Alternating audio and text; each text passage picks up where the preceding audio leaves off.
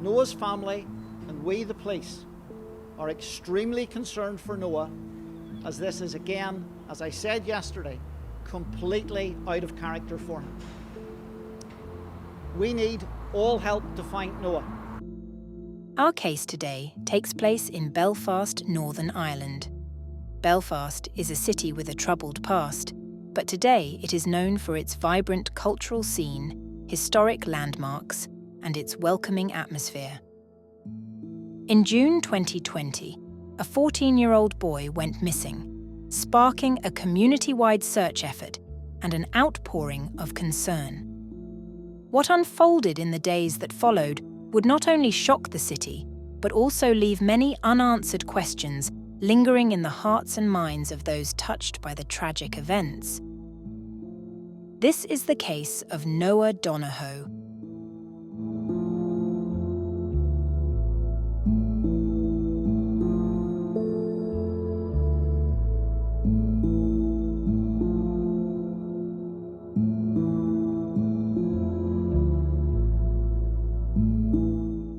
Born in November 2005, Noah Donohoe was raised in the vibrant university area of South Belfast, alongside his mother Fiona, who worked as a healthcare assistant. His father, Emmanuel, originally from Senegal, resided in America, and they maintained contact through occasional Skype calls. Noah was an exceptional young boy, known for his diverse talents and infectious spirit. He stood out not only for his strong academic abilities, but also for his passion for sports and the arts. Described as not your average 14-year-old, Noah had a deep interest in philosophy, taught himself Japanese, and was a skilled cellist. At St Malachy's College, Belfast, Noah's academic achievements shone brightly. Excelling in science and math, and known for his talents on the basketball court, Noah was admired by his peers and teachers alike. Noah's principal fondly remembered him as the perfect gentleman, with the heart of a lion. On the evening of June 21, 2020, during the early summer after 3 months of intense COVID lockdown, Noah left home at 5:45 p.m. on his black mountain bike. Carrying a rucksack with his laptop and several books, he planned to meet friends at a park across town to work on a school project. It was a familiar route he had travelled many times before. Noah's mother had instructed him to text her from his friend's phone when he arrived, since he had no credit on his own. When an hour passed without any word, she knew something was wrong. Noah always let his mother know he was safe, understanding how much she worried. Growing increasingly anxious, she tried calling his mobile several times, but Noah didn't answer. This was completely out of character for him, so Fiona Donohoe contacted the PSNI, the Police Service of Northern Ireland, to report her son missing. As Noah's family and friends initiated a frantic search for him, the police began acquiring CCTV footage along the route he was believed to have taken. The collected footage provided critical insights into Noah's movements, capturing various moments of his journey through Belfast. Each new piece of information made his sudden disappearance all the more troubling, and leaving investigators and loved ones with a deep sense of urgency and concern. At 5:41 p.m. on Sunday, June 21, 2020, Noah is seen leaving his South Belfast home. He's wearing a black skateboard helmet, a green North Face jacket, grey sweatshorts, a tie-dye blue hoodie, Nike trainers, and carrying a backpack with his phone, a book, and his laptop. Just a minute later, at 5:42 p.m, he's spotted travelling up Ormeau Avenue following his expected route. At 5:49 p.m, Noah is cycling through the city centre and is seen in Victoria Square. between 5:50 and 5:53 p.m. He's captured on CCTV on Royal Avenue and York Street, outside the university. This chosen route is a bit unusual. It is longer and takes him near Shore Road, a mainly Protestant area considered unsafe for a mixed-race Catholic like Noah. His family has since questioned why he went this way. Between 5:53 and 5:57 p.m, Noah is seen travelling towards Yorkgate, now without his bag. By 5:57 p.m, he's on North Queen Street. At 6 p.m, Noah is cycling toward the Grove Wellbeing Centre when he falls from his bicycle just before the junction with Shore Road. A driver stops to assist, but Noah gets back on his bicycle and continues along Shore Road at 6:01 p.m, now without his green jacket. At 6:02 p.m, Noah enters Northwood Crescent from Skeaganeel Avenue. He's still wearing his helmet and all his clothes, except for his jacket. By 6:03 p.m, he's seen going between two houses on Northwood Road. At this point, CCTV shows Noah naked. He cycles past without any clothes on. A resident sees him, calls to her husband, and when she turns back to the window, Noah is gone. She later states that Noah did not appear distressed, just naked. This is the last known sighting of Noah. Another resident discovered a mountain bike in her front yard. Assuming it belonged to neighbourhood boys, she left it until the next evening. On hearing of Noah's disappearance, she called the police. The PSNI later confirmed that the bike was Noah's. Additionally, Noah's cycling helmet was found by a member of the public on Northwood Road, and some of his remaining clothes were discovered lying on a wall. The following day, the story of Noah's disappearance gained significant media attention, prompting many volunteers to join the search and raising public awareness. The extensive search continued throughout the day, with the community and police working together to find any trace of Noah. Despite these efforts, there were no significant breakthroughs in locating him. On Wednesday, June 24th, a press conference was held at Musgrave Street Police Station. Noah's distraught mother and two aunts made an emotional appeal to the public for any information that could help find him. During the press conference, Superintendent Muir Clark provided an update on the search effort. This is an update and an appeal for further information regarding our ongoing search for missing 14-year-old Noah Donohoe. Noah left his home in South Belfast on Sunday the 21st of June at approximately 5:30 p.m. on his black Apollo mountain bike. So far, we have recovered Noah's black crash helmet, his Nike trainers with the yellow tick, blue tie-dye hoodie, his bicycle and mobile phone. Despite a significant search operation involving local specialist officers, specialist police dogs or air support unit, assistance from community search and rescue colleagues and the public, there have been no further confirmed sightings of Noah since 6:11 p.m. on Sunday. On Thursday, June 25th, Noah's backpack containing his laptop was recovered. Superintendent Muir Clark reported that the rucksack was found after a call from a member of the public. CCTV footage captured a 30-year-old woman attempting to trade in the laptop at a Belfast cash converter's shop, accompanied by a male companion. The woman, Maria Nolan, later contested the charges, telling the police she did not realise at the time that the laptop belonged to Noah. However, the judge at Belfast Magistrates Court stated that Nolan took an active part in trying to pawn the stolen computer, which police later found in her possession. Neither Maria Nolan nor her accomplice Daryl Paul had been accused of having any direct contact with Noah. The only charges the pair would face were related to his stolen belongings. 3 days after Noah's disappearance, Daryl Paul, a career criminal with over 194 arrests, attempted to pawn Noah's backpack, laptop, and books. The pawn shop declined the purchase and notified the police. Paul claimed to have found Noah's backpack propped against a building on the Ulster University campus. Although CCTV footage later confirmed his claims, he was arrested on charges of theft and attempting to sell stolen goods. Paul would be sentenced to 3 months in prison, while Maria Nolan would receive a 3-month suspended sentence.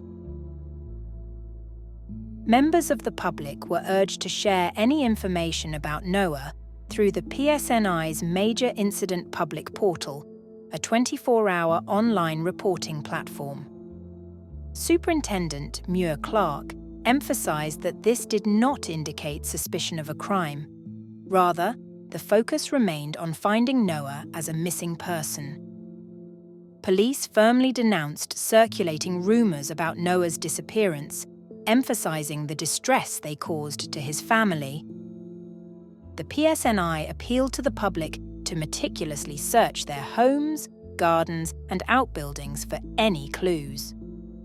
Superintendent Muir Clark expressed sincere gratitude on behalf of the police for the enormous effort contributed by thousands of volunteers in the extensive search. Police expressed concerns that Noah may have fallen from his bicycle, possibly sustaining an injury that led him to remove his clothing. They urgently called on anyone with dashcam or CCTV footage from the area where Noah was last seen to come forward. In addition to the volunteer efforts, police deployed specialised equipment to inspect street manholes in the surrounding areas.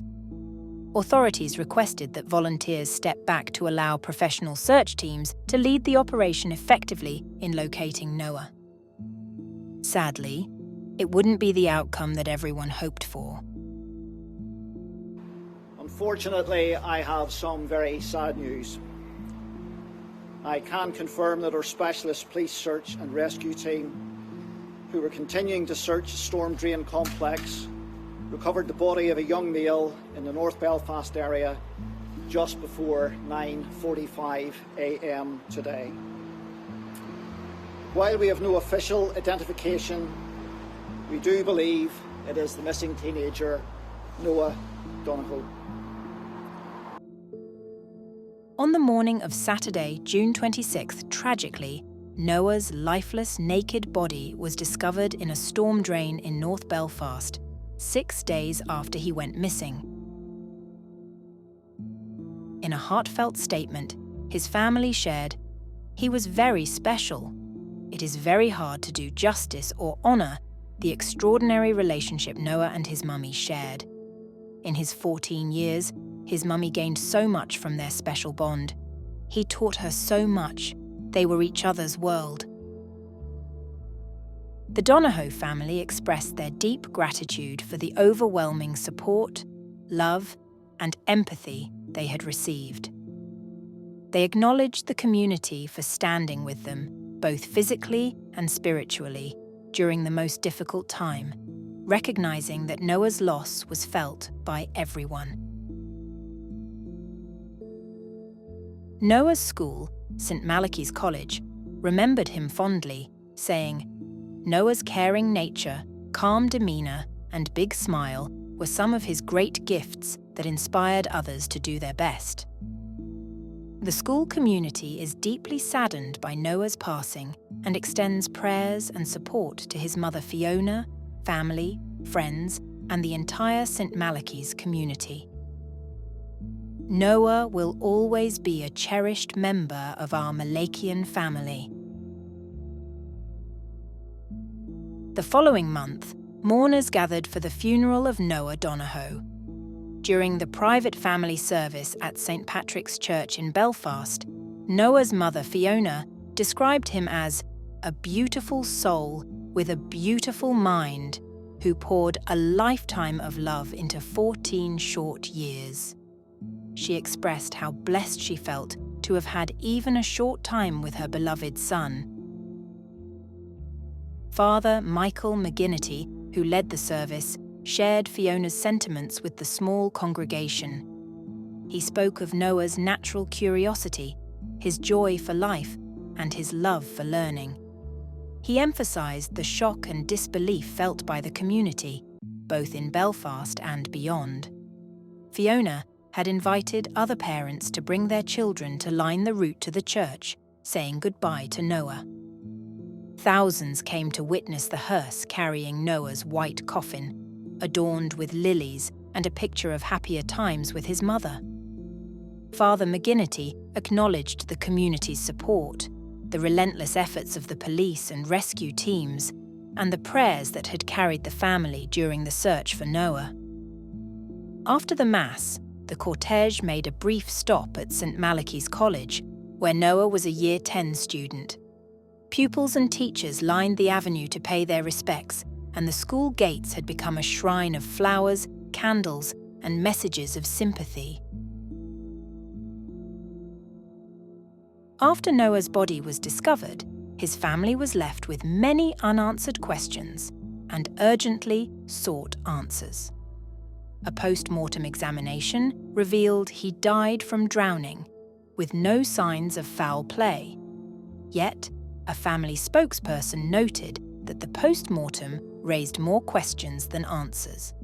The family collaborated closely with the police, solicitor Niall Murphy, and Relatives for Justice to uncover the truth. They were particularly concerned about how Noah ended up in the storm drain, a difficult-to-access area. Noah's family found it baffling that his body was discovered 950 metres into an underground storm drain, especially considering his fear of the dark. As it was revealed that there were no signs indicating Noah's body had been in the water for 6 days, various theories circulated online, including speculation about a sinister initiation ceremony and accusations of a police cover-up. It was revealed that the storm drain Noah entered had been inspected just 3 days before, yet an access hatch remained unlocked. The padlock on the metal drain cover was only added after Noah disappeared. Local residents voiced concerns about the storm drain's safety, fearing a repeat incident. They questioned why access to the drain was still possible from back gardens and a neighbouring housing estate. A corporate manslaughter investigation was launched, focusing on access to the storm drain owned by the Department for Infrastructure. The department stated they were fully cooperating with the investigation, despite maintaining there was no case against them. Ultimately, the Public Prosecution Service concluded there was insufficient evidence, leading to the case being dropped. In January 2021, Fiona Donohoe called for a thorough investigation into her son's disappearance and death. Joined by hundreds of supporters at Stormont, Northern Ireland's Parliament building in Belfast, she emphasised the need for safety for all children in Northern Ireland, deeply affected by the tragedy. At a later pre-inquest hearing, Solicitor Niall Murphy scheduled a full inquest for January 2022. Concerns about timing prompted Fiona's lawyer, Brenda Campbell QC, to request a delay. They needed extra time to address critical issues, evaluating 3 expert reports and reviewing the PSNI investigation thoroughly. Fiona and her legal team highlighted the case's complexity, describing it as one of the most intricate and controversial in Northern Ireland's history. An external detective chief superintendent was brought in to independently review the PSNI's investigation, aiming to provide an objective assessment. Now, an inquest is scheduled to take place in September 2024, spanning up to 6 weeks, a pivotal step in uncovering the truth behind Noah's tragic death. The police faced a lot of criticism in the case. Noah's mother, and many supporters questioned if the police did enough in their investigation. They were worried that not all leads and evidence were followed up properly. One big issue was the lack of transparency. The PSNI's decision to withhold certain information under a public interest immunity certificate led to suspicions of a cover-up, making people distrustful. There were concerns about how the investigation was handled. People wondered if it was done with the necessary urgency and thoroughness. Fiona even filed a complaint with the police ombudsman about the investigation. Community leaders and politicians, especially from Sinn Féin, said that the police's actions, especially withholding information, hurt their relationship with the community and damaged public confidence. This public criticism was clear through protests and petitions. Thousands protested against the decision to withhold information, and an online petition for full disclosure got over 300,000 signatures. The PSNI also looked into whether memorial events for Noah broke COVID-19 rules, which some saw as insensitive, further straining their relationship with Noah's supporters. Delays in the inquest process, partly due to the need for more reviews and expert reports, frustrated the family and supporters who wanted timely justice and answers. Many felt that the decision to bring in an external detective to review the original investigation showed there were concerns about how it was initially handled, highlighting perceived shortcomings. In June 2023, new CCTV footage revealed that Noah had snuck out of his house at 3:30 a.m. on the day he disappeared. The footage showed Noah leaving his home in pouring rain and wearing a t-shirt, shorts and flip-flops and carrying headphones.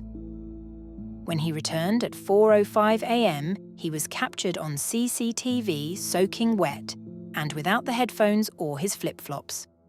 This footage was only shared with Fiona's lawyers over 2 years after his death, deepening suspicions and raising new questions about the investigation. Former senior officer Andy Crocker criticised the PSNI for withholding this information, stating that it missed huge investigative opportunities. The following month, a psychiatric report suggested Noah died by his own hand, struggling with his sexuality and influenced by controversial psychologist Jordan Peterson. Fiona rejected this theory, stating Noah was raised in an open-minded environment and showed no signs of struggling with his sexual identity. The report, based on Noah's last messages and internet searches, pointed to his fascination with Peterson. However, Fiona and the investigative team felt there was no evidence suggesting Noah felt that way. Noah's family, friends, and community continue to feel the deep void left by his passing, and their search for answers has given rise to something powerful: Noah's Army. Led by Noah's mother and supported by countless individuals worldwide, Noah's Army is dedicated to ensuring that Noah's story is not forgotten and that justice is achieved. This movement is about more than seeking justice. It's about hope, community strength, and the relentless pursuit of truth. Through car processions, flags and banners, and murals painted across the city, Noah's Army has kept his death in the public eye, maintaining pressure for a thorough investigation. Fiona has consistently challenged the authorities' narrative that Noah's death was a result of misadventure or that he died by his own hand. She and many others continue to question the circumstances around the storm drain where Noah's body was found. She has expressed disbelief that Noah could have voluntarily entered such a dangerous environment, and she has pointed out inconsistencies and unanswered questions in the investigation. Fiona and her supporters have raised concerns about the police investigation, noting that important leads and witnesses were seemingly ignored. there were reports of screaming the night Noah disappeared, and the location where his bag was found was not properly examined. Fiona also believes that potential motives related to Noah's background were not adequately explored, given the area's history of racial and sectarian tensions. There were instances of police incompetence during the search, such as the failure to conduct a promised leaflet drop and the lack of overtime for officers in the crucial early hours of the investigation. Reports of a prisoner's confession to drowning Noah, which was allegedly aided by loyalist paramilitaries, were dismissed by the police without making any arrests. The long-standing distrust between the police and the public in Belfast has deepened the mystery and uncertainty around Noah's death. This case has revived old fears and tensions, underscoring the urgent need for a thorough and transparent investigation. Despite these challenges, Fiona and Noah's army remain unwavering in their quest for truth. They are calling for a new investigation, insisting that the original inquiry was mishandled and that the narrative presented by the authorities is unacceptable. The hope is that the long-delayed inquest and ongoing investigations will provide solid evidence to finally bring clarity to what happened to Noah that summer evening on June 21st, 2020.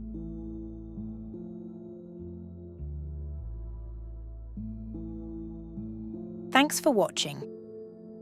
If you enjoyed this video, please give it a thumbs up and consider subscribing to my channel for more content like this.